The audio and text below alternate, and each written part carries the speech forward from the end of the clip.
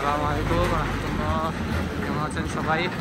অনেকে বলছেন দাখালার ভিতরে রসের গলির ভিতরে গলিগুলা ছবি তুলে দেওয়ার জন্য। এ হচ্ছে বর্তমান পরিস্থিতি দাখালার ভিতরে আখের রসের গলি।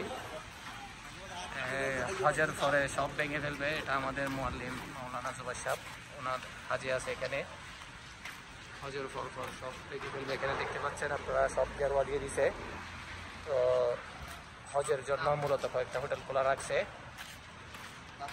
ওগুলাতে তসরি আসছে, অনুমোদন আসছে, এই জন্যই এই হোটেলগুলা চালু রাখছে।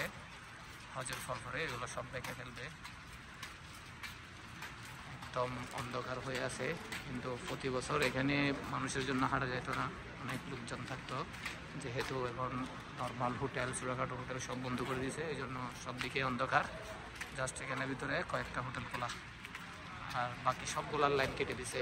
আপনারা দেখতে পাচ্ছেন, যারা আসছেন এখানে অনেকে চিনবেন, এটা হচ্ছে আখের রসের গলি, একদম শেষ প্রান্তে। তো দাখালার ভিতরে একদম অন্ধকার, যে একলা যাইতেও ভয় লাগে, সব লাইন কেটে দিছে।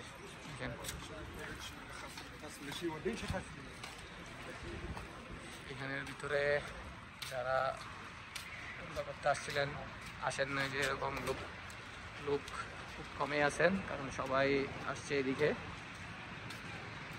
এখানে বাংলাদেশি সব ধরনের খাবার পাওয়া যেত দাখালার ভিতরে, সবাই এখানে আসতো। দুঃখজনক বিষয়, মানে হজের পরে সব ভেঙে একদম সব মাঠ করে দিবে। এখন যেগুলো দেখতে পাচ্ছি হজের পরে একদম আশায় যাবে না। ওই সামনে ব্যারিকেড দেওয়া, আপনারা দেখতেছেন হজের পর সবগুলা কারেন্টের লাইন কেটে দিবে।